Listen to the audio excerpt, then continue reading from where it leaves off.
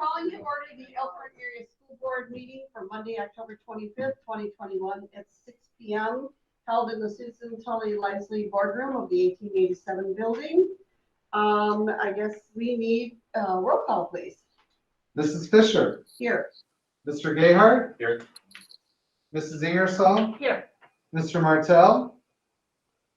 Here. Mr. O'Donnell. Here. Mrs. Ray. Here. Mr. Scarrow. Here. Ms. Stoltz. Here. Ms. Vorpagel. Here.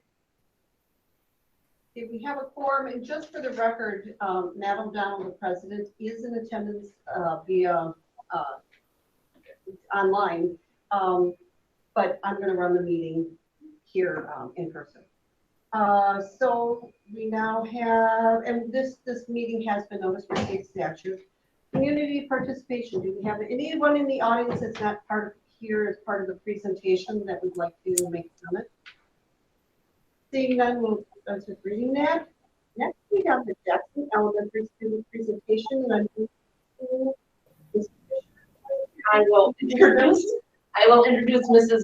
Entwistle, who I went to her and asked if some of her kiddos would come and present, and I'll let her explain the unit that they just completed. I'm Lauren Entwistle. I'm a fifth grade teacher at Jackson, and I am here with 5 of my lovely fifth grade helpers to talk to you a little bit about what we're doing in fifth grade with using our grit. So as a fifth grade team, we got together at the end of last year and decided that our fifth grade motto this year would be "Got Grit." Grit meaning the ability to persevere and face challenges head on and really overcome new strategies, ask for help, all that good stuff. Because we felt like as a fifth grade team, kids were having less and less grit when they got to fifth grade, and we said, maybe it's not because they don't have it, but maybe no one has ever taught them what it is and how to activate it and why it's important to use it when things get hard. And so as a team, we got together and said, how can we do this at the beginning of the year? How can we define that word for our students? How can we teach them how to practice it so that throughout the year, when they need to use their grit, they know what it means. They know why it's important. And so we did some activities at the beginning of the year. And one of them was a Got Grit interview. So the kids were asked at the beginning of the school year to go home and interview someone in their life, could be a parent, a grandparent, an aunt or uncle, a neighbor, a teacher in the building, about a time that they've used grit to overcome some sort of challenge in their life. Our hope was to make some kind of connection with someone in their life and say, wow, I didn't realize that my aunt had to use so much grit in her life, or even my older sister, or a neighbor or a family friend. And so we asked the students to go home. We gave them 8 questions to interview and taught them interview etiquette. And we really tried to make it a big, important deal. And then they had to come back and summarize their findings and share out in a paragraph about what they learned from these important people in their life. And we hope that they'll just kind of serve as mentors, like little, people on their shoulders when they have to use that grit throughout the school year. So I asked 5 of them to come and read their grit interviews to you. And if you're ever down in Jackson, down by the 5th grade classrooms, they're all posted. Yeah. It's very cool. Very cool. It is cool. Okay, ready? Okay, why don't you all stand up? All right, Ellen's gonna start. My mom, Becky, one of the biggest goals that Becky has had to reach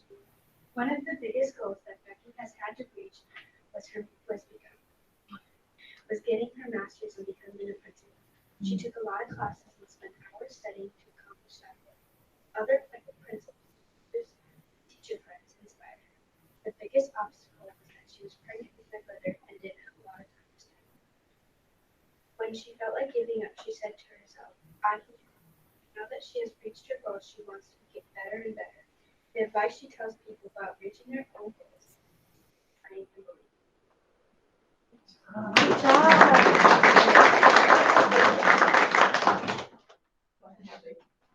Got Grit, my mom Angela Reinfeldt by Have Baby. One of the biggest goals my mom set for herself was to have a successful hairstyle business. To accomplish that goal, she had to have patience and knowledge in the field that she planned on building a business from. What inspired her was playing with her Barbie sailor her whole life. She had many obstacles in her way, but she handled them by making sure she had a large enough client base to build a business with. She never thought about giving up. She said, "I don't give up." And now that she has reached that goal, that her life is amazing. She feels fulfilled. She has a new house, 2 dogs, and an amazing family. Some advice she gave not only me but all of you too was never give up because you can achieve anything you set your mind to.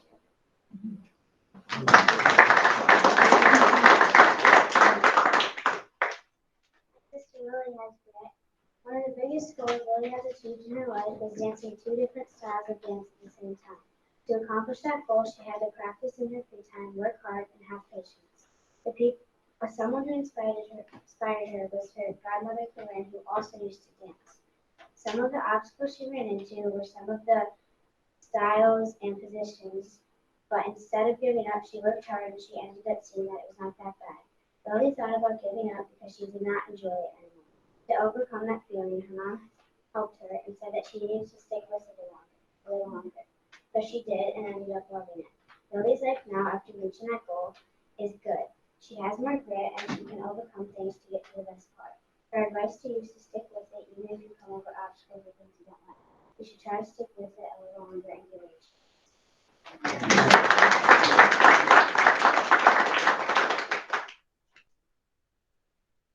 My Uncle Jay has grit. One of the biggest goals that my Uncle Jay has reached was running a marathon. To accomplish this goal, he had to train for 4 months to build up his stamina and his miles. His Uncle John inspired him and encouraged him to run the marathon. A big obstacle that he had to overcome was hurting his ankle playing basketball a month before running the marathon. He had to slow down and then he had to build himself back up again. He thought about giving up because running for as long as he did is very tiring. But he kept trying because he wanted to beat his goal. After he finished the marathon, he kept setting goals for himself to keep us fit. He trains a lot and now he tries to run a marathon almost every year.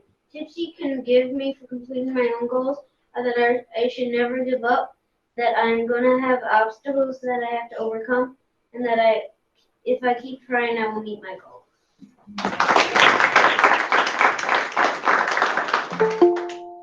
Melissa Ridgway has grit. One of the biggest goals that Melissa Ridgway reached was graduating law school. To accomplish this goal, she had to not give up when obstacles got in her path. Her grandpa and one of her law professors inspired her. Obstacles that got in her way were working in law school and she failed the bar exam twice. To overcome them, she had to be very efficient with her time and had to study harder to pass the bar exam again. Yes, she felt like giving up, but she thought about how much hard work she had put into it and how disappointed she would feel if she quit. She is now a lawyer and loves her job. Even if it takes a long time or seems too hard, keep going and don't quit on something you really want.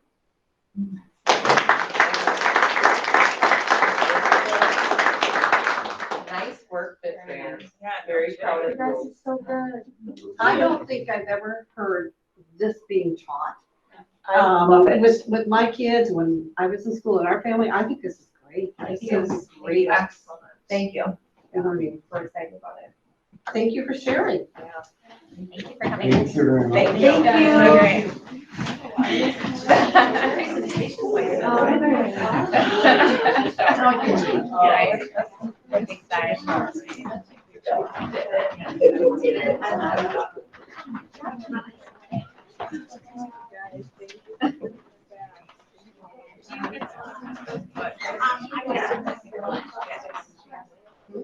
Life lessons those kids learned in that interview. Yes.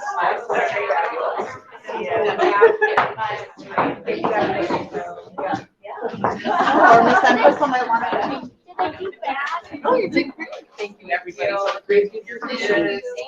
Now we move on to the approval of the school board minutes for the regular and closed sessions, meetings of October 11th, 2021. Has everyone read the minutes? We have 2 that may not have read the closed sessions, so we should handle them separately. So any comments? Okay, we can Entertain a motion for the regular, we'll start with that. I'll move to approve the minutes of the October 11th, 2021 regular session school board meeting as presented. Do we have a second? Second. Jenny, do we have a motion to approve the regular, with the second, regular school board meeting minutes of October 11th, 2021? Roll call vote, please. Mrs. Fisher, Yes. Mr. Gayheart, Yes. Mrs. Ingersoll, Yes. Mr. Martell, Yes. Mr. O'Donnell, Yes. Mrs. Ray, Yes. Mr. Scarrow, Yes. Ms. Stoltz, Yes. Ms. Borpego. Yes. Motion has been carried. Now we'll entertain, motion for the closed session school board meeting minutes of October 11th, 2021.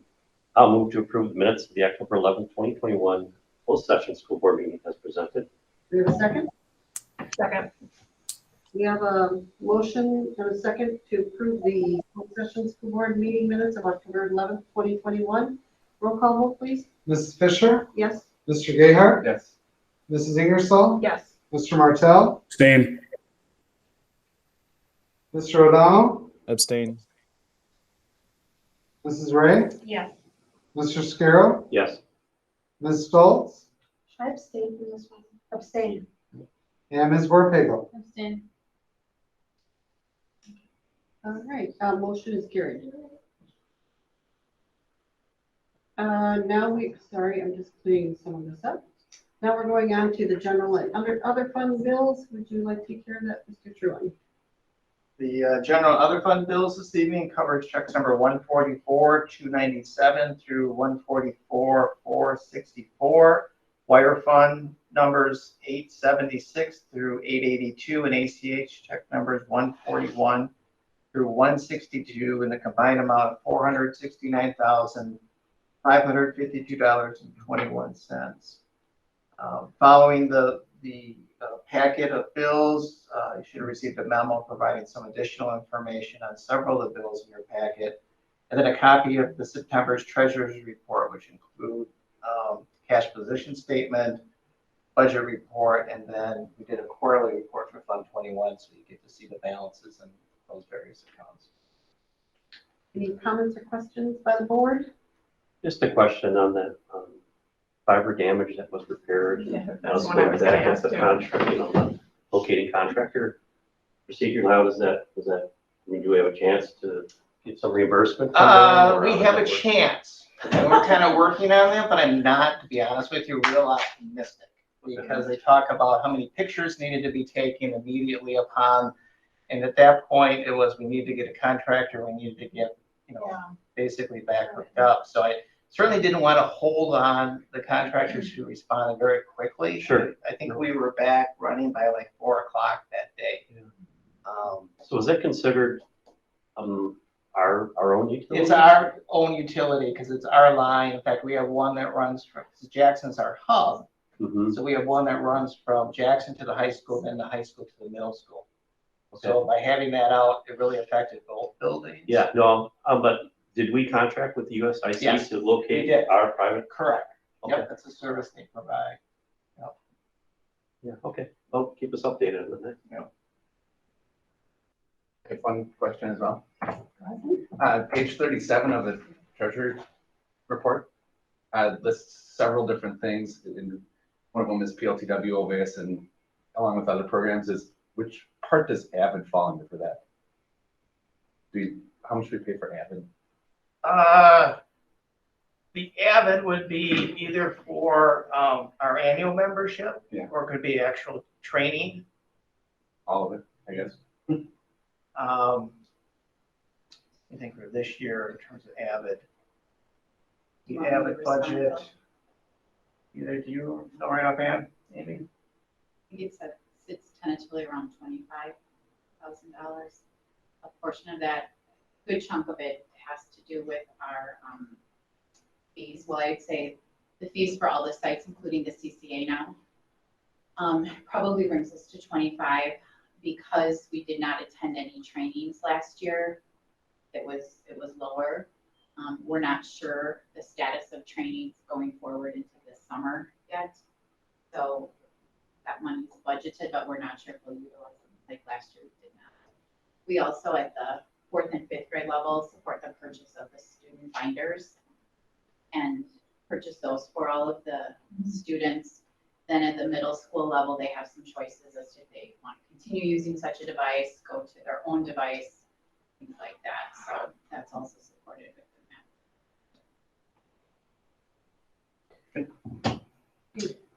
I was just gonna ask, going back to that fiber line, is that an expenditure that we can claim under insurance at all, or? We can, but you may recall from the art room storage with our It's a deductible deductible. of like 25 or It something? is, Yeah. exactly. So it's underneath that. So, Okay. And fortunately, that's per we do, incident? It is. yeah, Ugh, so we do kind of self-insure up to that amount. okay, okay. But the last 2 years, we've had claims, like the first week of July that hit that. Yeah. Now this year, obviously, it's a little later than that. Hopefully, we won't get more otherwise. So in the budget, we self-insure for that 25? Correct. Okay. Matt or Paul, do you have any comments or questions? Nothing for me. All right, if there's no other comments or questions, we can entertain a motion. I move to approve the general and other fund bills of October 25, 2021, check numbers 144297 to 144464, wire numbers 876 to 882, and ACH check numbers 141 to 162 in the combined amount of $469,552.21 as presented. Do we have a second? I'll second it. We have a motion to approve the general and other fund bills of October 25th, 2021, check numbers 144297 to 144464, wire numbers 876 to 882, and ACH check numbers 141 to 162, the combined amount of $469,552.21 as presented. Roll call vote, please. Mrs. Fisher, Yes. Mr. Gayheart, Yes. Mrs. Ingersoll, Yes. Mr. Martell, Yes. Mr. O'Donnell, Yes. Mrs. Ray, Yes. Mr. Scarrow, Yes. Ms. Stoltz, Yes. Ms. Warpagel. Yes. Motion is carried. Next agenda item is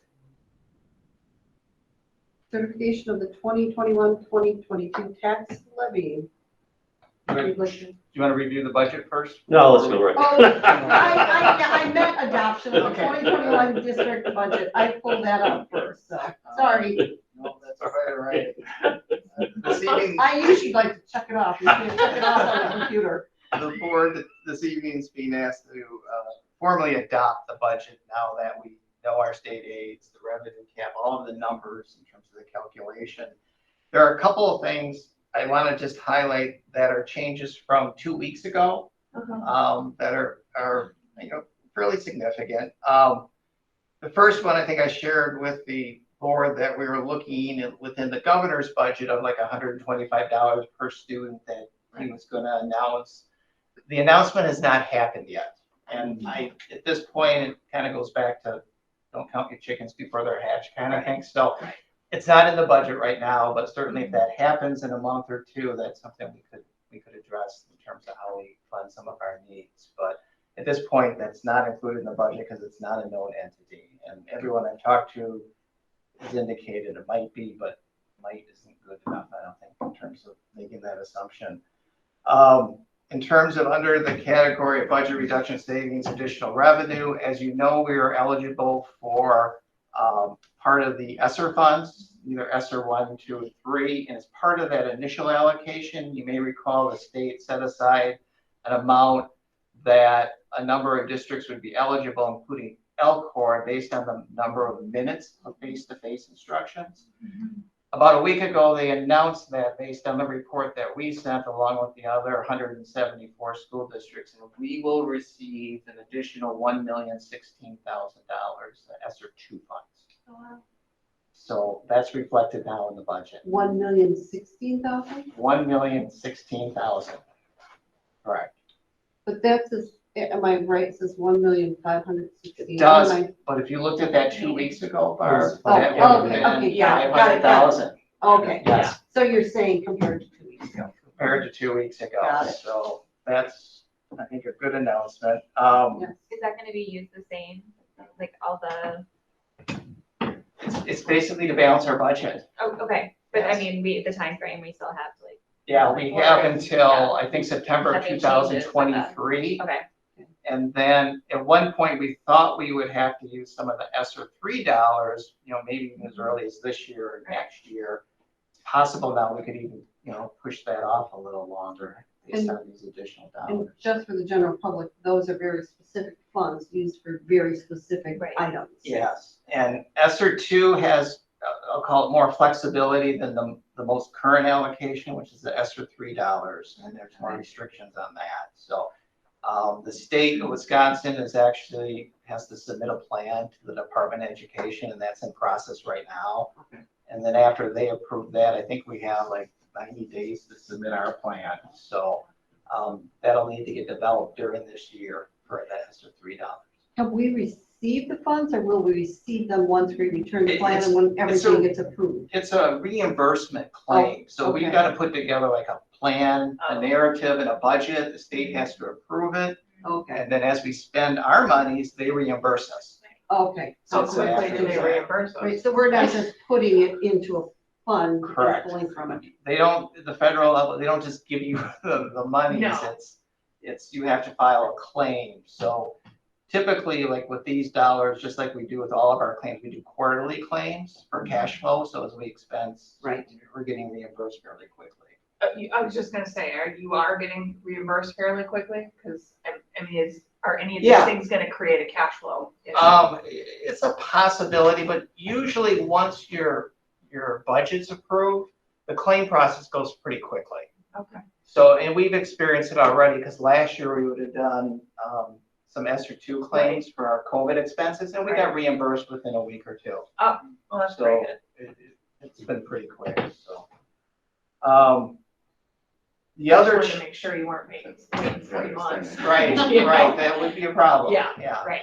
So, Okay. I think the holdup for some districts has been the approval of their budget and their plan. That's taking time. Sure. The other thing just to highlight under general highlights, we noticed as we were finalizing our revenue cap calculation, we for the first time had a fairly large increase in the Wisconsin Parent Choice Program, which is a voucher program. So we had about 18 students that qualified for that, and there's a number of schools in Walworth County, St. Francis and Lake Geneva, First Lutheran in Lake Geneva, and now First Lutheran in Elkhorn was the newest one this year, and that's where the 18 students come in. Okay. So when they're eligible for a voucher, that comes off the state aids for our school district, and then the difference we can make up through the local property tax levy. So it makes us whole, but that's kind of how the mechanics work. So as a result of that, and we don't know that until October 15th of each year when that's going to happen in the amount. So when we finalize our revenue cap, then we have to take that in consideration. So, but ultimately, if you looked at the overall levy, it will be going down from what it was last year, about 1.6%. The valuation is going up over 9.7% in terms of property values, but I think most of that is appreciation of property values. I think it it's is too, growth. just from us, Yeah. board reviews. So but still in dollars, the levy is still going down about $340,000. So also in the packet is kind of the detail on all the different budgets within our funds, and I think our debt service schedules in there, a recap of our community education or program or Fund 80, and then I think the last page is kind of the tax impact in terms of individual municipalities. Any other questions or comments? Paul and Matt, would you have any questions or comments? No, I'm fine. No, we've looked at this several times. So. All right. No other questions or comments? Then I guess now we can go on to certification of the 2021-22. Should probably adopt the budget first. Yeah. Oh, you know what? I'm not looking at my board numbers. Yes. So we need a motion to adopt the budget. I'll move to adopt the 2021-22 district budget as presented. Do we have a second? Second. We have a motion to adopt the 2021-2022 district budget as presented. Roll call vote, please. Mrs. Fisher, Yes. Mr. Gayheart, Yes. Mrs. Ingersoll, Yes. Mr. Martell, Yes. Mr. O'Donnell, Yes. Mrs. Ray, Yes. Mr. Scarrow, Yes. Ms. Stoltz, Yes. Ms. Borpego. Yes. Motion is carried. Now, we go on to certification of the 2021-22 tax levy. Would you like to say something about that? Any more about Bill? All right. Any other questions or comments? We can entertain a motion on that. I move to approve the 2021-2022 fiscal year property tax levy of $20,375,750 as presented. Is there a second? I'll second it. We have a motion and a second to approve the 2021-22 fiscal year property tax levy of $20,375,750 as presented. Roll call vote, please. Mrs. Fisher, Yes. Mr. Gayheart, Yes. Mrs. Ingersoll, Yes. Mr. Martell, Yes. Mr. O'Donnell, Yes. Mrs. Ray, Yes. Mr. Scarrow, Yes. Ms. Stoltz, Yes. Ms. Borpego. Yes. Motion is carried. I would just add a note, which I thought was really interesting, serving on the Gateway Board, and they just adopted their budget and their tax levy. But Walworth County, of the three counties, Racine, Kenosha, Walworth actually has the most property value, which I was surprised. I would have thought with all the large businesses and industries over in Racine and Kenosha that they would have more property value, but Probably our they lakes. don't. That's what they Yeah. said. Yeah. Well, let it be said that we are not the reason people's taxes are going up. And I'm guessing the businesses do a good job of devaluing the actual value of their property. That's the Depreciating. whole dark story, yeah. Well, you know, there's been a Or lot on that. They're trying to go to court over there and they're not winning those. So, we're going on to report and discussion items. And I believe the first one is student representative, who is Ms. Stoltz for this. I got it tonight. You have more photos. Yeah. Isn't that fun? We'd like to be entertained. I know, keeps it interesting. Mixing it up.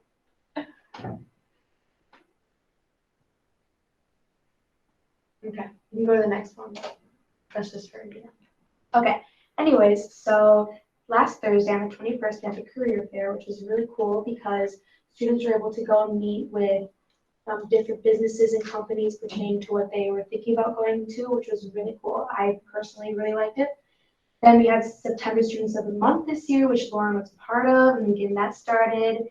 And I don't have a picture of it, but we had our Day of Action, which was really cool this year and always amazing to see in the community. And it was super nice to have that again because we didn't have it last year. And then that same day, the boys soccer team won regionals. Yeah. So able to take that home for this year. And then the middle school. So they had their dance in the PTO, said that it was very successful. There were a lot of students there and that was really cool. Like, I love the photos, they're so cool. Plus the sunset's really pretty. And they also had their book fair this week at the middle school, which is always fun. Who doesn't love a good book fair? And then after that, we have Tiddits. So they do this thing called trunk or treat, and most of the other schools do too, which I think is so cute and fun. It's trick or treating twice.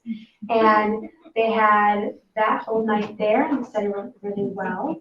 And then they had Miss Jennifer. She visited the after school program, kindergarten and first grade this week, and read some books. If you don't know Miss Jennifer, she's a librarian at our library in town. She's super sweet. I love her. But yeah, that was what happened at Tibbetts in the past 2 weeks. And then West Side, so they had their Ribbon Week, and they also had their trunk or treat as well. So they had pumpkin decorating, they had games, they had trick or treat. Then they had a few days there, which is dressed up as who you want to be when you grow up. Our future's too bright, so everybody wears sunglasses, and they had a PJ day. That's fun. And then Jackson. So they also had their Red Ribbon Week, and they had a Jersey Day, which is a fifth grade classroom photo. And then last Friday, a few football players went over to the fifth graders and went and talked with them for a little bit. And they just had questions that they answered and talking about high school, which I thought was really cute. And then the fifth graders also went to the zoo last week, so that's always fun. And then options, I didn't have any photos for them this week, unfortunately, but they had a Unity Day last Wednesday, which is where you wear orange to show unity for kindness, acceptance, and inclusion, and to send a visible message that no child should ever experience bullying.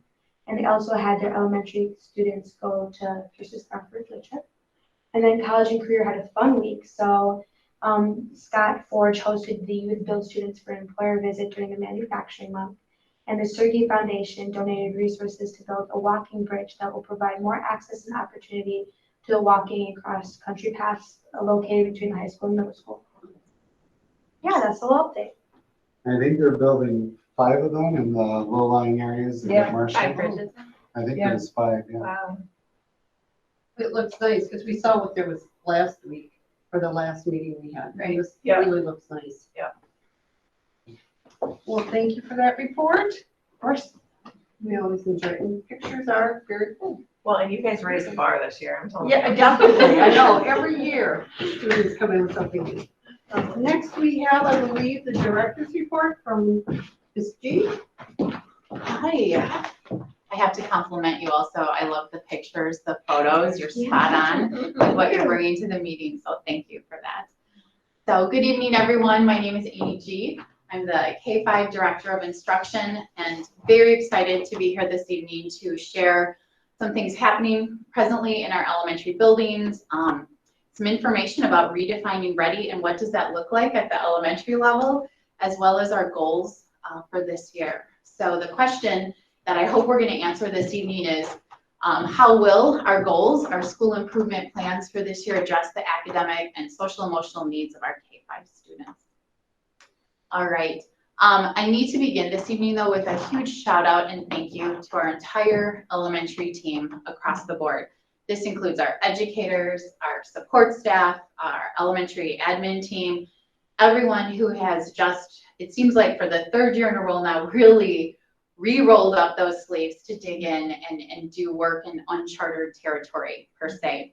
You'll see that our numbers have kind of increased back to where we would expect them to be at the elementary level. We've absorbed back many students to our brick and mortar buildings per se. We've also, through open enrollment, had more students joining us from area districts.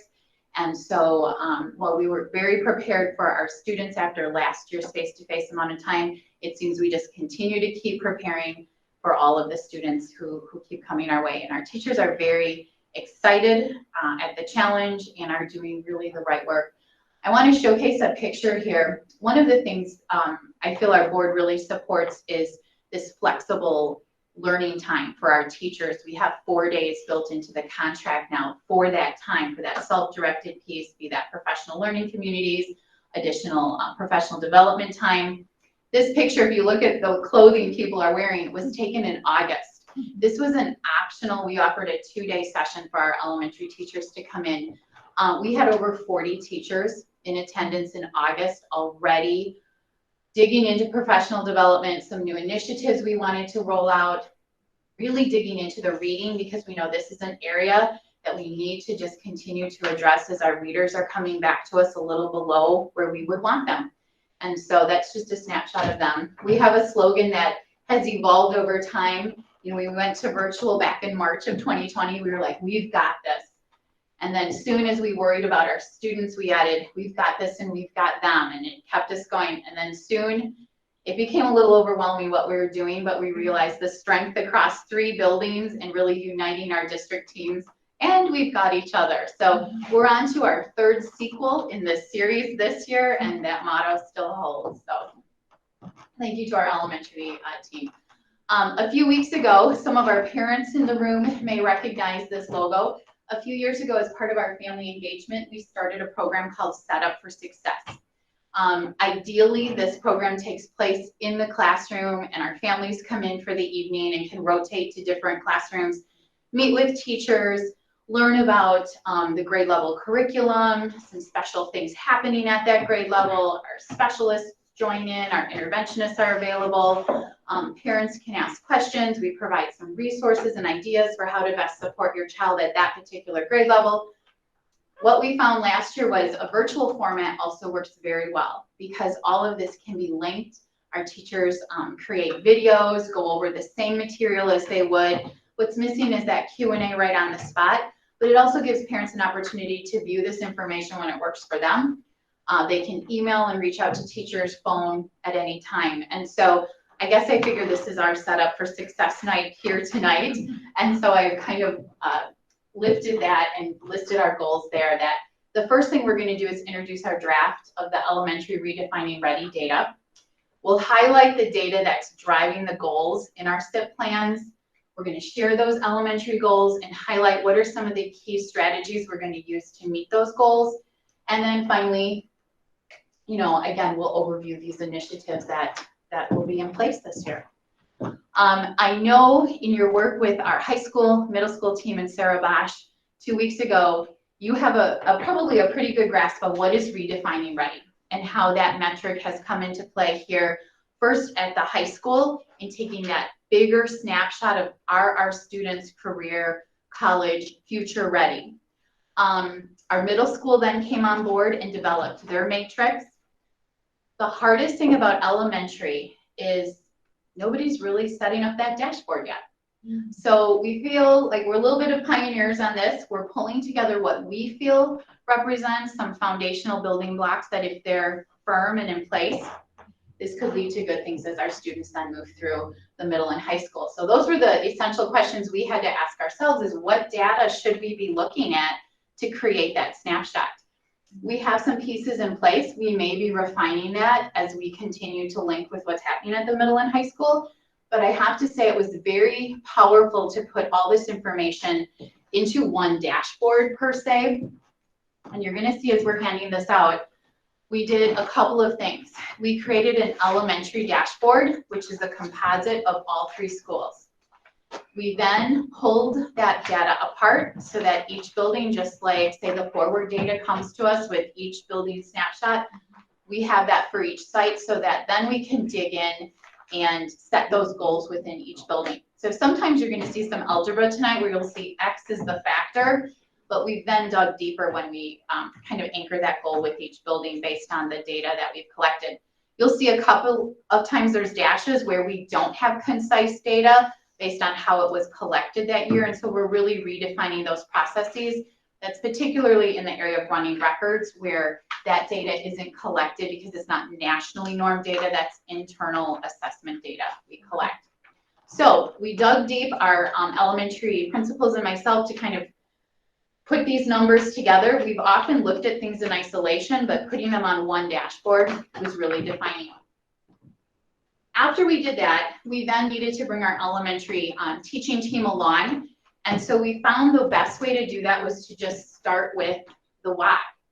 And we went back to our vision in the district is to be in the top 10% of all we do. We revisited our mission statement with our elementary teams. And then a few years ago, as we were talking in discussion about those 3 R's are so archaic when it comes to education, look at the shift education has had to take. And that's when we developed our new shared commitments here in the district.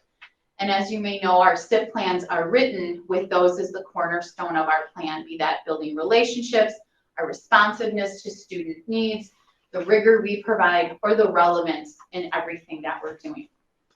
Following that, we then showed them the progression of, hey, this is what the high school redefining ready dashboard looks like. Here are some of the metrics they're using. We then went down to and the middle school, here was what they were using, and then said, here are some things we've pulled together for the elementary as our foundational building blocks. And you'll see there's a lot of academic data as opposed to say some of the other measures, just because we don't have those extracurricular pieces yet. But we did find some in the yellow area as far as, you know, career and life ready that we feel kind of give that snapshot we're looking for at this point in time. After that, thanks Jason for clicking ahead. We also have worked very hard to develop a document known as the profile of a graduate. And with those specific skills listed, we then said, this dashboard is going to measure our progress in moving kids toward these specific skills. And so we united all of that in our time together this summer. So elementary staff was like, okay, here's the why behind the dashboard. Now, how are we going to utilize this information? Thanks, Jason. So following that, we introduced our staff, especially our building leadership teams, to this information.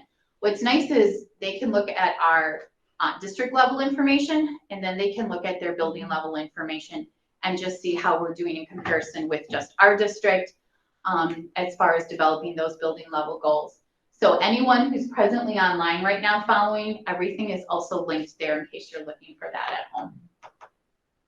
Okay, that then led us to developing our goals for this year. So our site leadership teams met and reviewed, discussed the elementary data as well as their site's dashboard.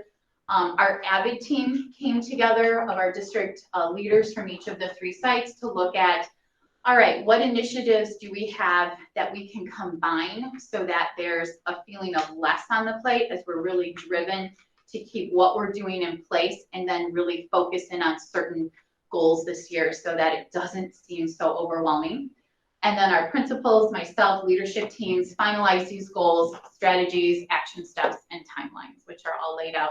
And that our SIP plan is linked there. It's a lot of reading, but I think we've got a good plan in place there. So we're going to just give you the highlights here. This is like the movie trailer coming up. All right, so goal number 1. I'm going to just step over here because I'm a hands-on person when it comes to the data. I want to explain to everybody what the Fontes and Pinnell running record assessment is. And so last week at Westside was their Red Ribbon Week, as we heard earlier. And so here we have one of the teachers dressed up as a firefighter administering this assessment. So I promised I would put that disclaimer in because she's like, usually I'm so dressed up. And I'm like, no, it doesn't worry. But I wanted you to see what exactly a running record is. Running record is an assessment given one-to-one with a student. The student reads a passage, sometimes with our youngers, it could be the whole book. For our older students, it might be 3 pages or so.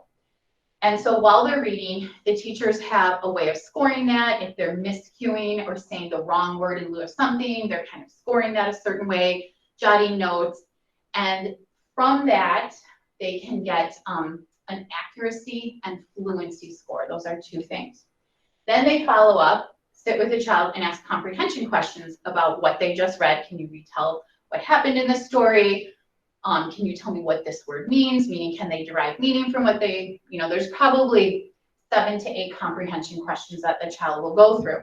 That gives us a reading of their comprehension. So the running record is done one-to-one with a child. Depending on the age level, those can take 7 to 8 minutes. With our older students, they can take a longer amount of time. This is the metric, the assessment we chose to use this year for the following reason. Our goal. You're going to see that our goal relates to this data here. One of the things that's a little bit wonky about redefining ready, we followed the format of the district, is it moves this direction. Usually when we're reading charts, our eyes are going the other way. So when we look back in the 18-19 school year, at the end of the year, this was the percentage of students that we considered at grade level based on those benchmark nationally normed metrics. Of course, we had no data in spring other than a teacher's estimate, and we're not going with that on this document. So we come here to last year. What this doesn't show is how many were 1 level below where they should be, which is where we feel a lot of kids were camping. But it shows this snapshot. What is exciting though is where the pivot occurs in 4th grade and 5th grade. This is where we feel our focus on reading, the units of study work we're doing, we're getting them to really buy into reading, and our virtual instruction carried over.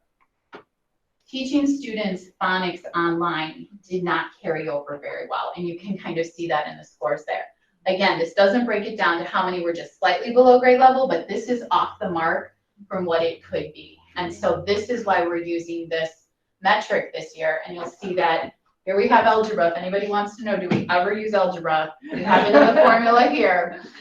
So based at each building, X number of students in grades K-5 will meet or exceed end of year benchmarks on the Fountas and Pinnell by spring 2022. is So what we're how many looking at. times are you doing the running record then? Sure, we assess the running record. It will depend on the level of the reader. So I would say at the primary level, K1, K1 especially, it could be every 6 weeks, if not more, that a student is having that assessment. Once we get everyone benchmarked, it just flows as we go.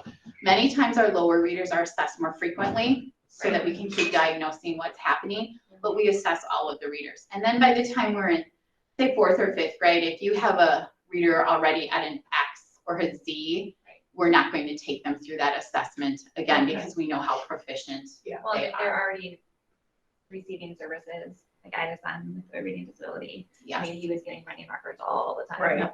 Yeah. So I know for the kids that need it, it's there. I just didn't know No, across the we board we how just- often yes. the running records are given. Yeah, very consistently, we anchor our elementaries in certain data-day discussions throughout the year. We've just finished those rounds now, so every child had their running record completed. So we have that benchmark data. Okay. Many of those students at our younger grades will be reassessed before report cards go home in December. One of the things I'll point out is we are now recording that information on the report card, so parents have that information clearly outlined as well. Okay. And then in February, we gather again, and so that will occur again. And then, so we were pretty strong on that. So with that in mind, here are some of the things, the strategies that we want to highlight.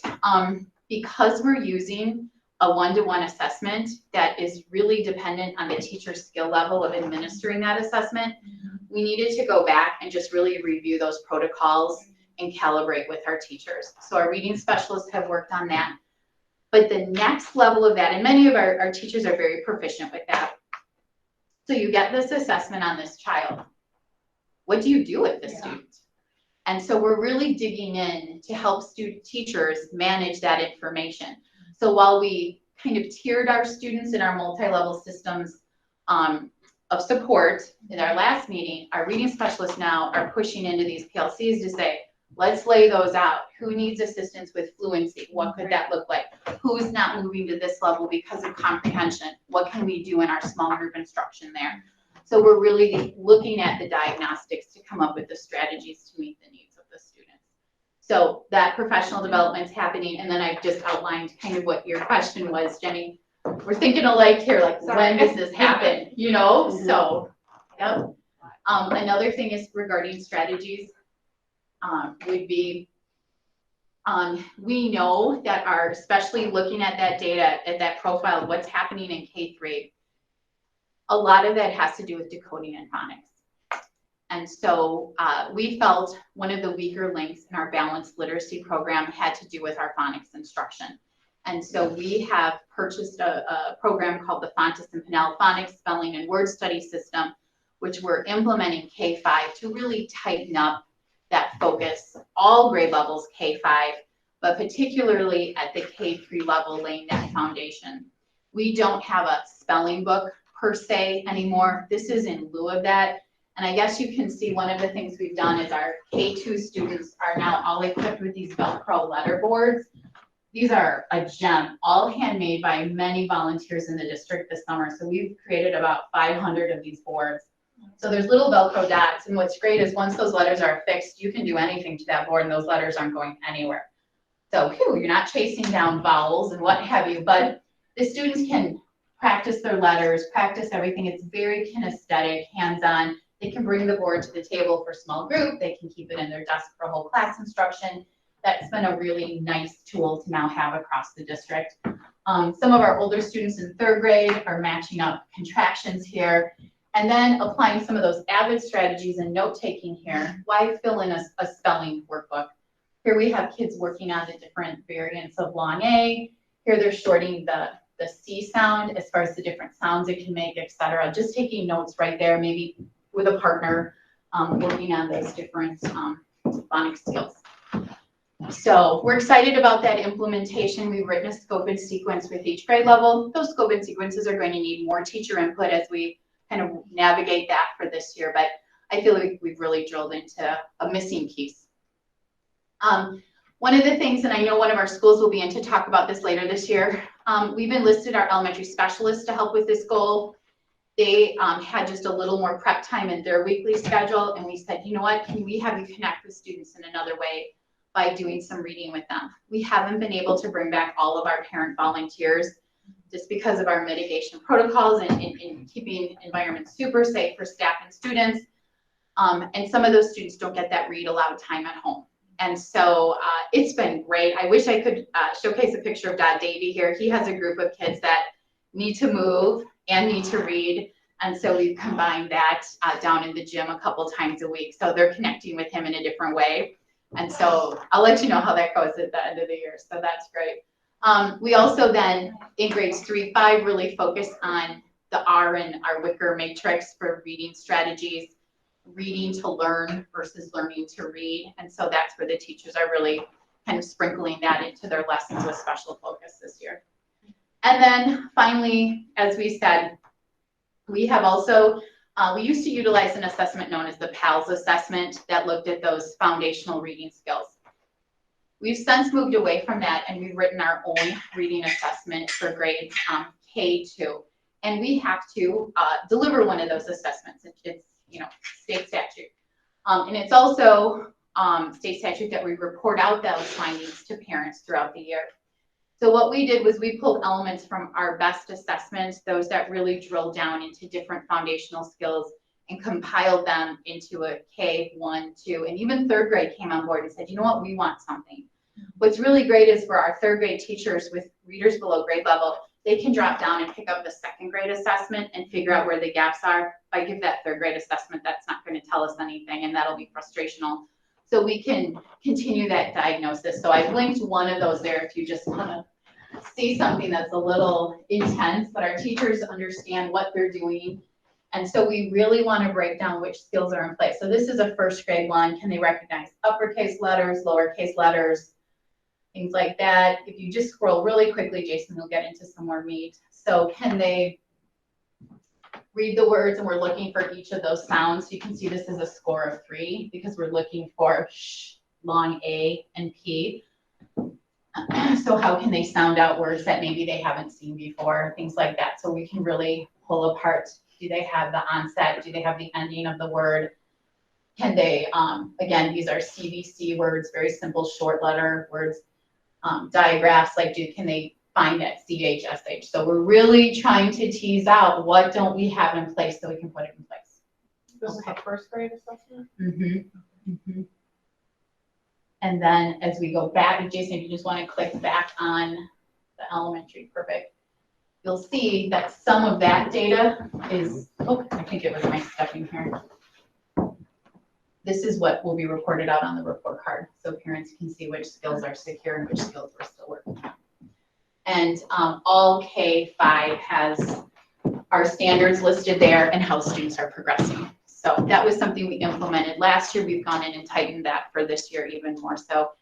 And parents will know if their child is reading at level, above level, below level.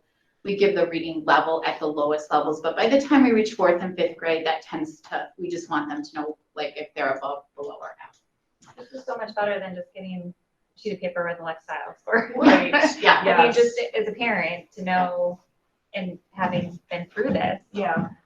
not knowing where they're struggling. Yeah. Having it broken apart like this. Yeah. We really, been very helpful. And is that the reason why you rewrote it? If you didn't like what?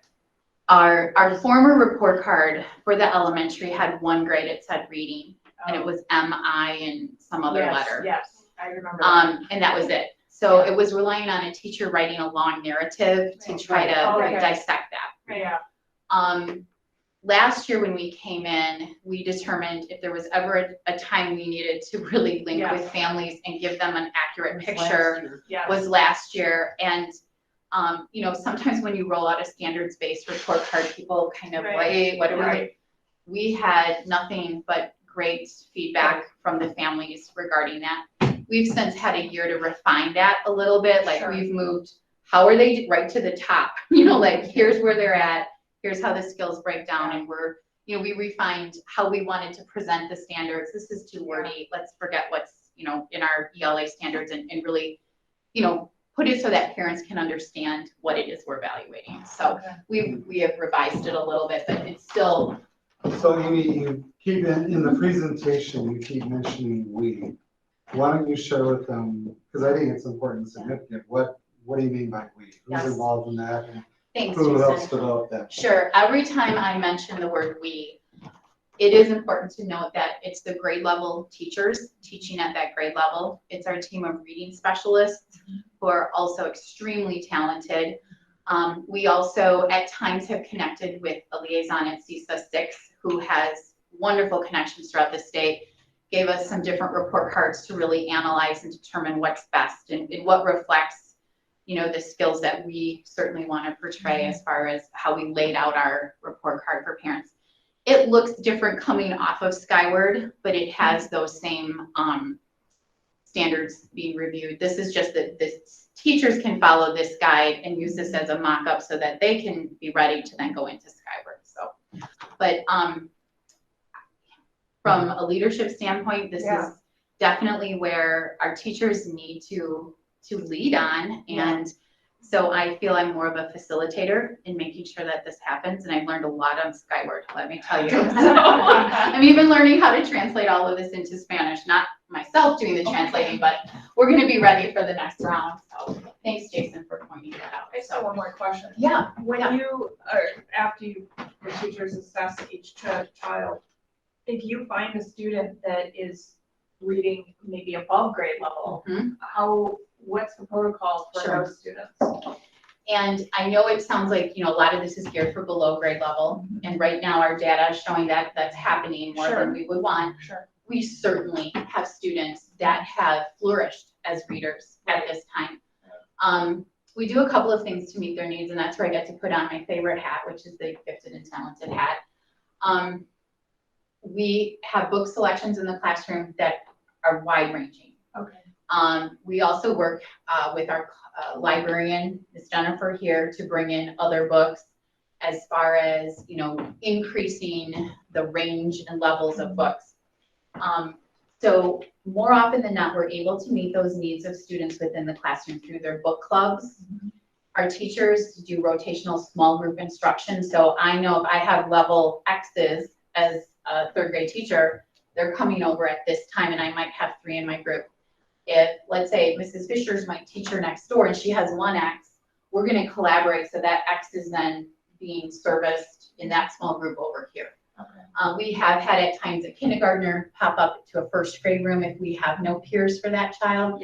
So that small group 15-minute lesson is definitely geared to their level. So we definitely want to make sure we're meeting their needs as well. And a second running record throughout the year will show that. Our MAP data will show that if we're on target or not. So, Do you think you get more parental involvement when you're providing all this information so that the parents can assist, or not necessarily? It's a good question, Barb. I don't think we have surveyed that enough to see. I think we were happy to have the information go out. I think it provided a better communication tool than ever before for us to reference. I think our teachers, it opened up better dialogue than just an M on a report card. And so, you know, we're building on that this year. Thank you. I think this is where we still feel like one arm tied behind the back as far as our, you know, family engagement nights, things like that, that there's a lot we're going to continue to try to do virtually, but we'll be excited when we can have more of those things happening face to face. Okay, so moving on to goal number 2. There's only 3, so we're more than halfway there. One more quick interjection. Sorry. All right, just from a data standpoint, I think it gives some context to this chart as well. Is you'll notice on the College Ready where it says math readiness and then reading readiness. Both of these charts were set at the percentage of our students who are above the 65th percentile on the achievement. We picked the 65th percentile because that's the cut score for basically the average cut score to be proficient in reading. Math is actually 10 percentile points lower at about the 55th. But to keep those somewhat comparable, 65th percentile was used on both of those. Okay. So when you're looking at this and you see that kindergarten has 83% of the students above the 65th percentile, Yeah. that statistically is an extremely high mark. Yeah, it is. It's really hard to get 83% of the kids above the 65th percentile on a nationally normed assessment. So we're even getting 48% of kids above the 65th percentile is, you figure, well, 35% of the kids nationally are above it. So we've got 48% above. So I just wanted to bring out that context. When you look at that, 35% of the kids nationally would be above the 65th percentile. So everything above 35% is that much better than the national average. When you go over to the forward exam, you'll notice, and at quick glance, one would say, oh my gosh, our reading really is doing terrible compared to our math. But on the forward exam, the state sets different cut scores, and they actually vary from grade level to grade level. I said the average is approximately 55th percentile for math and the 65th percentile for reading. So you should expect statistically reading to run approximately 10% less than math. And when you go through and you look at that, that's pretty darn close to about 10% across the board on that. So it's important to have that context, because otherwise one could jump to the conclusion right away, well, our reading's not doing nearly as well as math. It's actually carrying through almost statistically exactly where those cut score differentials are. But again, at the state average for math, 45% of the students would, on average, be proficient or advanced. You can see we're well above 45% at every grade level. And in the reading, it would be approximately 35% of the students would be above that proficiency level, because where they set the cut scores. Governor Evers did that years ago. Wisconsin, the cut scores used to be considered proficient in reading at the 18th percentile on average, and at the 21st percentile in math. That's back when, you may remember, people would say, Wisconsin schools, they've really gone to pots, because I remember when 95% of the kids were proficient. Yeah, it's not a hard lift to get 95% of the kids above the 20th percentile. Okay, so the schools have actually improved all across the state, but Evers switched it when he became state superintendent because he wanted schools to reform and put in more rigorous approaches, because it was too easy to get the kids above the 20th percentile. So he adopted what are called the NAEP cut scores, which was an international criteria that was, and he adopted that well over a decade ago. And overnight, the following year, all the Wisconsin proficiency scores crashed. Wasn't the schools didn't change, their ACT score average still remained in the top 2 in the country and still is today. It's just they changed the cuts for the proficiency. And so you'll hear, when you hear that rhetoric, the Wisconsin schools, only 63% of the kids are proficient in that. Well, that's because the cuts at 65th percentile. So that's just, I think it's important to have that context when you're looking at those. Can I just ask, you brought up the ACT. I mean, every child takes the ACT in Wisconsin. What is it? How do other states handle that? It's still a mixed bag. I believe off the top of my head, I think there's 18 states that 100% of the kids take the ACT. Oh, okay. All right. So So prior when you to look at it, you can't that, necessarily compare. when we had about 65% of our kids taking the ACT, we would go back and forth with Minnesota, number 1 or number 2, year after year after year. We've switched to, so when you're looking at Wisconsin's average ACT, you can really only compare it to those 18 states where 100% of the kids take the ACT. We go back and forth now with Utah on the highest ACT score, because Minnesota, I don't believe they require 100% of the kids to take the ACT yet. So Utah is the other one where we now have, we're still top 1 or 2, but you'll hear people say, Wisconsin dropped to 13th on ACT. Well, That's because We, We're 100% stuck. are. 11 of the 12 above us Yeah. did only have their college-bound students take the test. Okay, got it. So you gotta compare apples to apples. Yeah. Thank you. All right. Good clarification. No, that's great. Thanks, Jason, for that clarifying information. As I said, we're rolling out something new here, and it's important that we kind of have that foundational information. The second area that we're going to delve into is based on this data here, which drives a lot of our work as professional learning communities, as does all of the data. But I wanted to show a snapshot as far as students who were meeting or exceeding their target growth last year, because this is where I think we did see some of that, the skills, the knowledge recouped in our young learners. So if we look at the area of math, this was 2 years ago, this was last year. You'll see that our students are not far behind where they were meeting their goals. So this is looking at students who met or exceeded their goal in math. So that's all very individualized for each student. What's exciting is by the time we turn the corner in second grade, those numbers are higher than 2 years ago. And so that was really powerful and exciting to our teams. Yeah. When we come over here to math, again, you'll see that in first grade, we're very close to where that would have been. And now look at what happens when we drop into second, third, fourth, and fifth grade. So we have many of the students back on track, exceeding those goals, so we feel like we're really closing the gap on, that virtual experience, what have you. It's not necessarily reflected in their reading level, but as far as their ability to achieve their target growth, that was a very positive sign. This work is often covered just as all of our assessment data, even be that the math test given last week, et cetera, in the professional learning community, and you'll see that we just wanted to reemphasize that work with our K-5 teachers this year. So our goal includes to increase teacher efficacy in addressing students' varied academic needs. That gets right into what Julie was saying. But what if they're at this level? What if they're at this level? These meetings are set aside weekly so that we utilize data, complete a meeting agenda. We've kind of given a guided agenda this year, and consistently implement our PLC protocols with 90% consistency as measured on a monthly basis via exit tickets, artifacts, and observation. So real quickly, just to kind of showcase what does that look like with our teachers. Grade level teams often meet at least twice a week. One is that designated PLC where we're looking at data, we're discussing what strategies and pivots need to be made with instruction and moving forward with that. The second meeting of the week is at a separate time where we might be working on some of those, I hate to call it housekeeping, but more organizational issues. If there's a field trip coming up, getting that information out.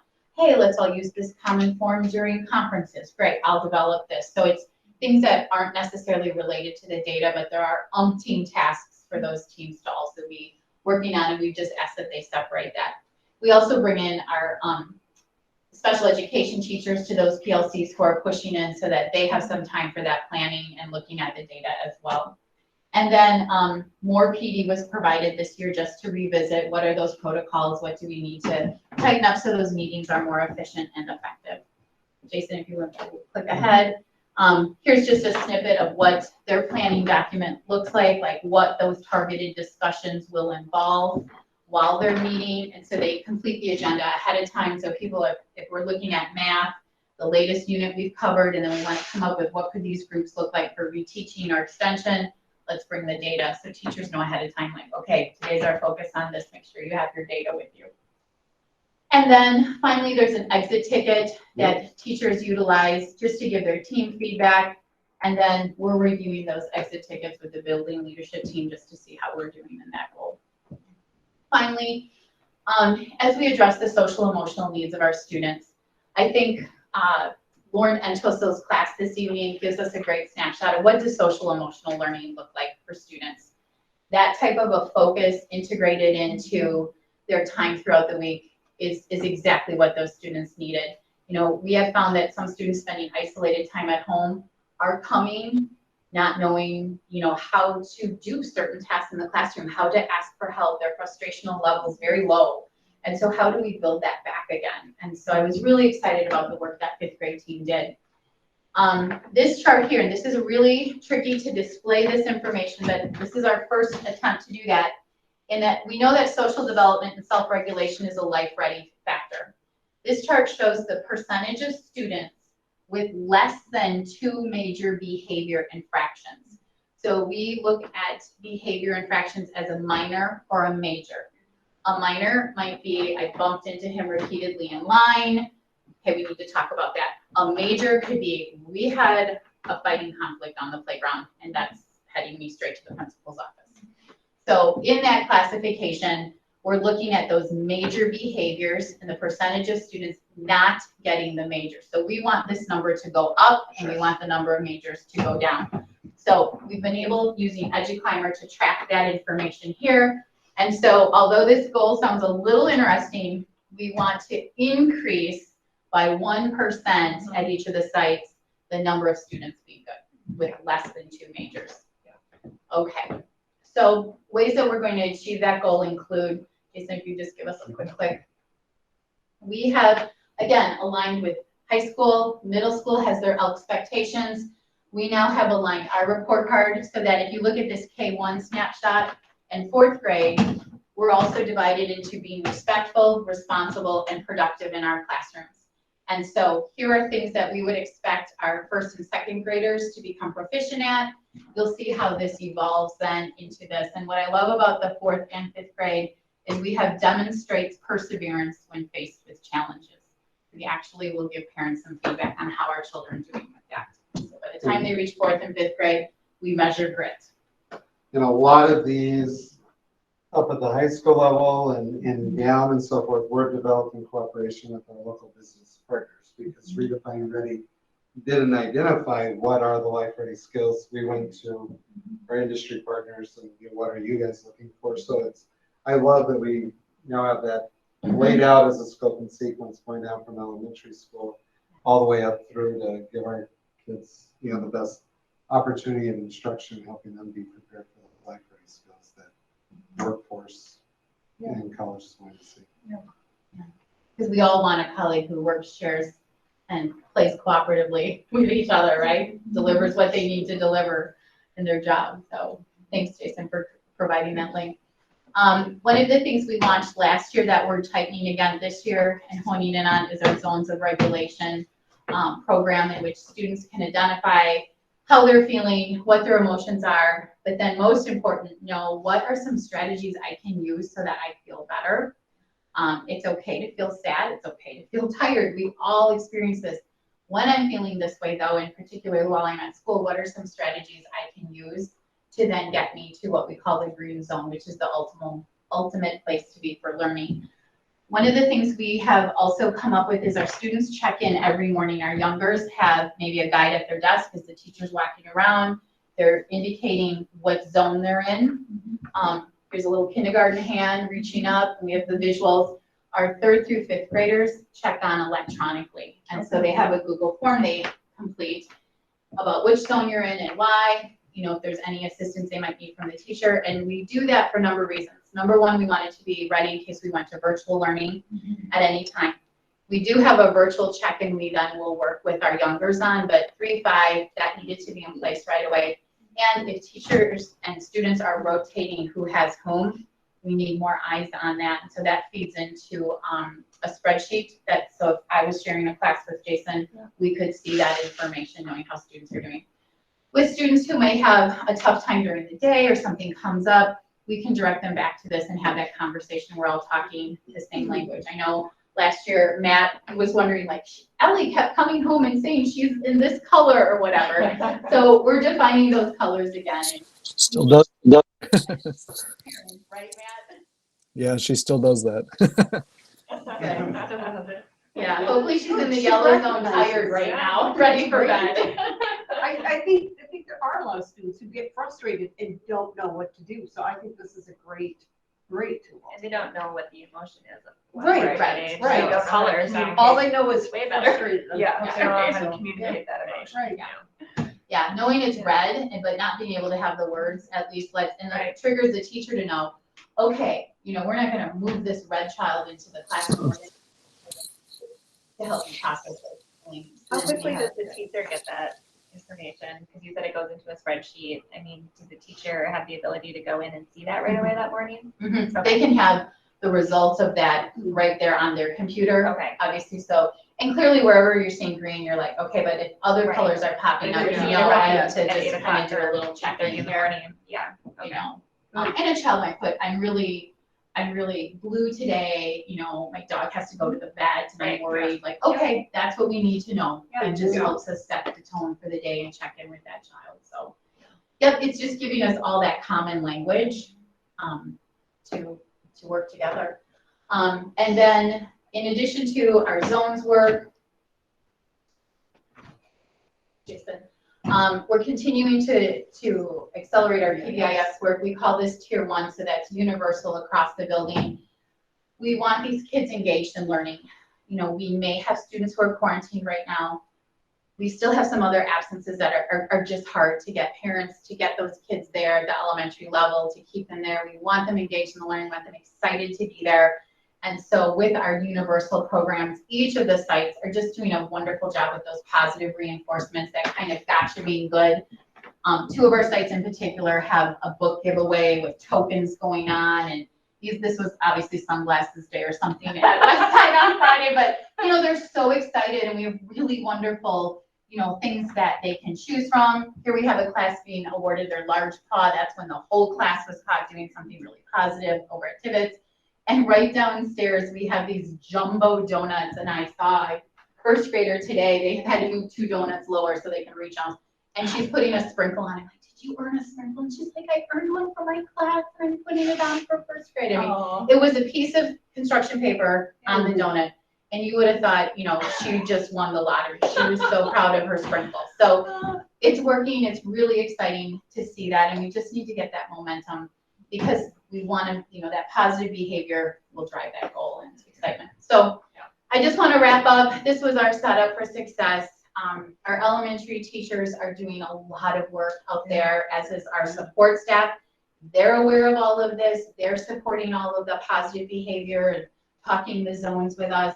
And our admin team, again, I can't say enough good things about this elementary team. So thank you for your time. If you have any questions, we'll be back to revisit this and check out how our dashboard is at the end of the year. I just have one question that Sure. you kind of referred to, but I always see, when it comes up, I always seem to get calls Yeah. about that. You said we don't have a spelling book, and I know years ago we took words out of our reading, we learned to spell them, and we obviously are working with sounds and phonetics and all that. So we are still teaching spelling in Yes, some format. yes. We had roots and stems that we introduced. Are we still using roots and stems? Much of the 4th and 5th grade scope and sequence for language arts then moves to roots and stems. Okay, all right. Lots of them. Okay, So, just, it always seems to come up, they are teaching spelling, I that know. seems to come up. It's probably good to have this discussion and we need to get that information out more. We're finding just more hands-on ways to teach that, as well as those language arts grammar skills. Right. So making it more engaging for our students. I think what made a difference for, or wrapped my head around was, if you ever watched the movie Aquila. Yeah. Oh, yeah. Okay, Right. you don't, to develop that skill, you don't teach them to memorize a bunch of rote words. Right, right. And that's spell, what you we teach used them to about do the when we roots were and the kids. stems and the Correct, fundamentals. Yep. And that will help develop better spellers. I know when we first went to roots and stems, I remember talking to a parent that had been, he goes, no, you need to talk to my wife. Because I was losing it. I was excited about it because I thought it was a great way for people who couldn't just rotely remember that. Helps with decoding words, understanding meaning. Right, like you said, the movie was a great. And by 2nd grade, if not 1st grade, on the writing portion of the report card, we do evaluate spells correctly in daily work, like applies phonics to spell correctly in daily work. So we are assessing that readily, and there's a lot of assessments built into those grade level ones that will, if they're not secure in it, we'll figure it out and then reteach that to those kids who need that, but then continue on with that grade level scope and sequence stuff. Thank you. Yeah, thank you for that question. It's really good to clarify that. All right, thank you. One more quick point, this bottom one on the growth goals, just to give the context, because I didn't on that. The way NWA and MAP looks at growth goals is, say you're a 2nd grade student and I scored a 180 in the fall, they look at all second grade students that scored a 180 in the fall, and they know what's that average growth for a second grader that scored a 180. So that might be 11 in reading. So then they would say that would be the typical growth is the word they use. And that's at the 50th percentile. So kids who exceed that growth goal, you know, statistically, it would be roughly 50% not, 50% exceeding it. So when you see, again, these numbers exceeding 50%, that's significantly outpacing the national average, if that makes sense. Yes. Some of these grade level growth numbers are well in the 90th percentile on growth when you compare them to other schools. Like, for example, having 79% of first graders meet or exceed that growth target is, I believe, well into that 90th percentile range. So, but that's how we measure it. It's looking at, we're always striving to get as many kids reaching that growth target as possible. Yeah. But it's a rare gem to have 100% of kids do it in a class. And it's likely statistically impossible to ever have 100% of them reach that within a school year. Everybody has a bad day. Yep. They're 5, 7, 11 years old. What? They're 5 or 7 or 11 years old. Right. You have to keep them in perspective. They're children. Absolutely. Understand the drive behind the data, but they're kids. Right. Yep. So I just wanted to share that context because I don't want people to look at it and think, oh, well, gee, why aren't we? Yeah, that's actually very good percentage of students meeting or exceeding that. Thank you. Very informative. Yeah, excellent, thank you. Okay, now we're on to recommendations of district administrators. So first we have personnel recommendations. Okay. We have a resignation. Well, actually, I'm just gonna, it's a pretty lengthy list. And because of the time. Are there any of these that you'd like me to review closer? Oh, I didn't notice the table. Yeah. I'm so sad to lose Serena. I guess I didn't realize she. Yeah. That's what I was Oh. surprised.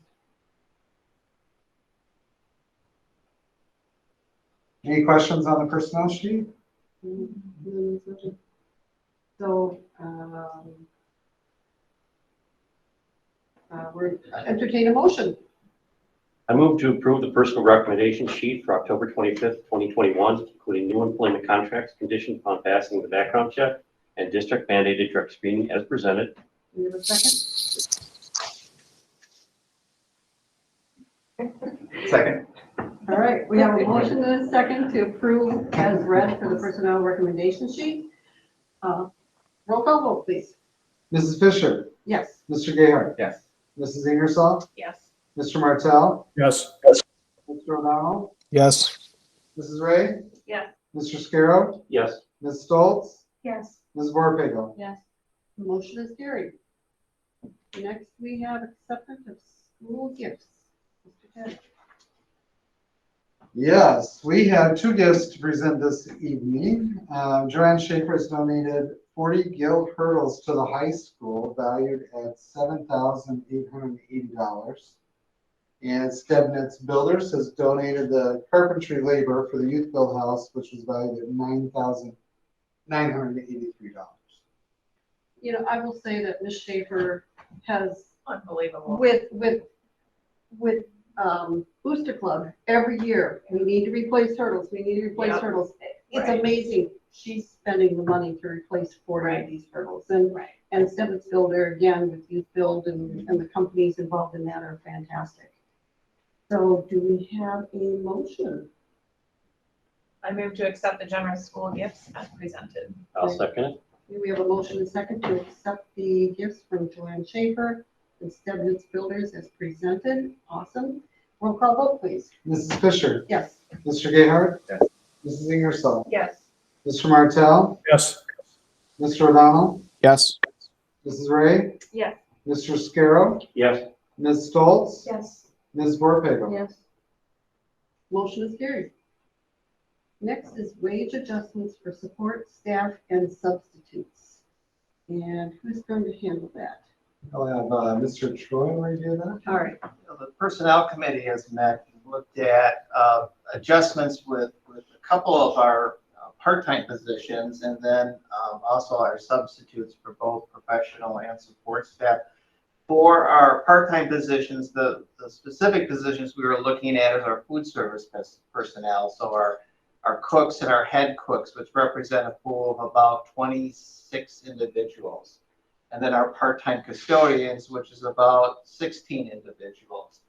Most of these positions are about 4-hour-a-day positions. They don't carry any benefits. Several of them do, but most don't. And what we're finding is that we're struggling in filling the positions, quite honestly. We looked at comparables from school district to school district, but for these positions, I think we're probably competing with just the private sector in general. So that's why we're looking at these adjustments. Most of the dollars here involved would be for our food service budget, and our food service budget is running very well. So we're very comfortable with funding that. With our custodial ones, we have a part-time floating position that we haven't filled, so we've used those resources to accommodate that adjustment as well. So it's moving either the wage rate or moving the classifications, which are highlighted in, I guess, purple in that area. For professional staff, we also looked at what the other schools were paying. We're currently 110 a day. Most schools were probably at a minimum 115 to maybe up to 130. So the committee looked at 125 as being kind of the rate for our substitute teachers. And then as such, we also have some that work part-time in terms of coming in either a half day or maybe even less or maybe a little more. So we kind of broke that down to an hourly rate based on an 8-hour day. And I think that was the adjustment then for the professional staff. And then on the next page, we were looking at adjusting, also for our professional staff that fill in subbing, so it's period subbing, is adjusting that to an hourly rate of $25 an hour as opposed to a rate based on minutes. That was in the old language. And then our support staff, again, we were struggling, particularly in special ed, paraprofessionals, and some of our other positions. We had been paying a rate of $11.90 per hour, and the adjustment would be 90% of the base pay for that classification, as opposed to one rate for all of the positions. That way, it's kind of tied to whatever that wage scale is, and as that adjusts, the sub rate would adjust accordingly. So that's the proposed adjustments. And just so the public is aware too, that they get training for these positions. We don't just, if they're a substitute, they still have to do training. Any other comments or questions by the board? If it's approved tonight, then it becomes effective immediately. Yeah, the next pay period, which I think happens to be November 1st. Oh, and we'll have to push out communication in regards to documentation of this, because currently we don't We'll have to change our, pay by hour for our half-day subs or for the teachers covering. Yes, so we'll have to change and get that notification up. And the $25 is what our summer school pay rate is. Matt or Paul, do you have any comments or questions? Nope, you look good.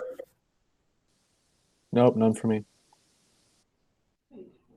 So, I'll move to approve the wage adjustment for support staff and substitutes as presented. we have a second?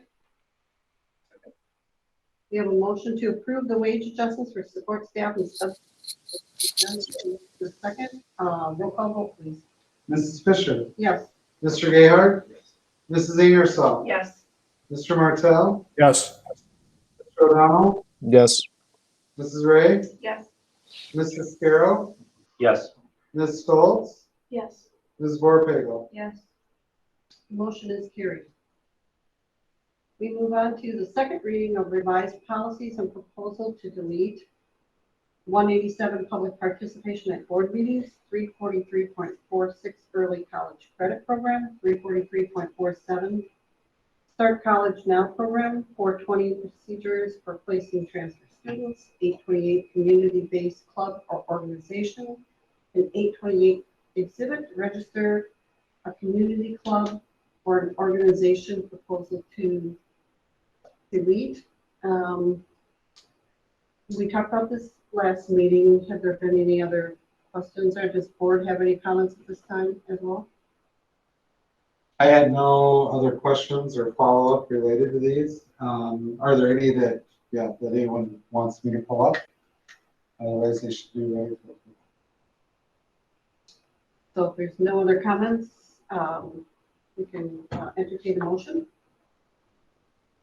I move to approve revised policies 187, public participation at board meetings, 343.46, early college credit program, 343.47, start college now program, 420 procedures for placing transfer students, and 828 community-based club or organization, and to delete policy 828 exhibit, register a community club or an organization as presented.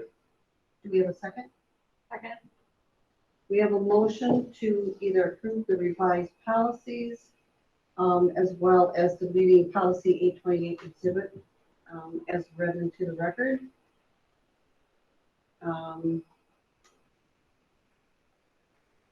Roll call vote. I couldn't think of roll call for a second. Mrs. Fisher, Yes. Mr. Gayheart, Yes. Mrs. Ingersoll, Yes. Mr. Martell, Yes. Mr. O'Donnell, Yes. Mrs. Ray, Yes. Ms. Stoltz, Yes. I'm sorry, Mr. Scarrow, Yes. and Ms. Borpego. Yes. Motion is carried. So you see those adjustments and announcements. Okay, we have a need to schedule a policy committee meeting. Want to know if Monday, November 1st at noon would work for the members. It does for me. I cannot. Matt? It works for me, but we can reschedule if it doesn't work for Jenny. Work for you, Jamie, and What'd you say? the 8th of November? Why don't you go ahead and do it on the 1st at noon, and I will reschedule. And goes to Children's Hospital every Monday at that exact same time, so. Oh, well, why I don't we have to just move pick one a of different time? Do you have anything that morning on the The first or Monday eighth? mornings wouldn't work, but Okay. later in the afternoon. Why don't you just do the noon, and Okay. I have a week's notice, so I can call them tomorrow. Okay, It'll work. all right, we'll plan on that. So we're doing the 1st at noon? Right. First at noon. Okay. Let's figure out otherwise. Yes, no. Okay, and then I just want to give a quick update on how we were doing with our overall COVID numbers and where we're at. Again, people can look at the dashboard where the high school is very excited as it the numbers significantly dropped over at the high school. We are seeing an uptick, especially at the middle school and the elementaries now. On average, we use, we don't report the quarantines this year because that criteria changed from last year, but we still do quarantine individuals if they were exposed at home because we see a very high rate of transmission amongst family members. So we also have the watch list, which would have been the ed school quarantine last year. Roughly at the high school, high schoolers will end up, when there's a positive case, typically having 6 to 8 ed school people who were closely exposed and would be considered on the watch list. However, if there was an at-home exposure, it may have 0. But on average, when you see a high school number, you can figure 6 to 8. The middle school and elementary numbers, 4 to 6. They just have a little bit more distancing. So when you see like the middle school 13, that probably represents between 45 to 60 on the watch list. We have that. I can give you a quick, our web EOC, which is our software that we use to track it. And I can show you the dashboard. I can't show you the individual students because that was names. But we have 174 that we're monitoring. That would be everyone who's positive and everybody who's on a watch list or quarantine. So when you see those positive numbers, I've had people comment, oh, well, that's not very many, but we do have a lot more that we're monitoring on a regular basis. That number was pushing 400 at its peak when we had well over 200 high school students being monitored, which is 20% of the individuals. The reason why we switched our procedure to requiring everyone who's been out 2 days or more with COVID-like symptoms is we had a lot of, when I say a lot, approximately 10 to 12 cases where individuals came back to school after being home. Yeah, they had a fever for a couple days. They came back to school. And then later that week, we were notified, oh, mom, dad, sister, brother got really sick and tested positive for COVID. And then, went back, tested the original sick individual, and they happened to be positive for COVID. So just last week alone, that was our first week of doing it. We had over 10 instances where the parents brought the kids in, and they're ready to go back to school. They just had, a headache for 2 days, probably allergies, and they were positive for COVID. So it was, just last week alone, over 10 cases where they would have been back in school. And again, regardless of how people feel and the seriousness of it, or whether it's life-threatening illness to people, we can't afford to get our staff members knocked out for 10 days. Right. We don't have the subs, we don't have the people. Right. So we just need that assurance of if you're going to go back into school, you're cleared, you're not going to run a risk of passing it to someone else. Not only that, it's, we are having transmission in the school, and it's unfair to the families who then have to deal with COVID because little Johnny came back to school without getting checked and then is passing it to others and so forth. So that's where the change was. It's been pretty successful in regards to identifying or limiting the number of exposures back in the school. I do anticipate us moving back away from that when hopefully the Delta variant will burn itself out. So the total tested, is that just for this week? What's that? Where does the total tested, is that, like, what time frame is that total tested? So yeah, that would have been just the active of those who were monitoring. Okay. That's how many have been tested. Oh, okay. Yeah, so that's only the active situation. Okay, but still, 10 to 34 is still quite a high number. Yeah, and we don't ask families, just because they're on the watch list, we don't ask them to come in and get tested unless they develop symptoms. Right? And then we want them to get tested. And of those who have symptoms, just in general, those that we test, it's only about 10% that test positive for COVID. So when they come in, they've been symptomatic, it's about a 10% positive. So I just want to give you that update, but it's encouraging to see the numbers dropping. If we look at the national trend, other states like Texas and Florida that have similar mitigation measures or lack of mitigation measures, however you want to look at it, they spiked about a month prior to Wisconsin. And so we're seeing our downward trend. I think by the end of November, we should be at a pretty low level. If we follow that trend.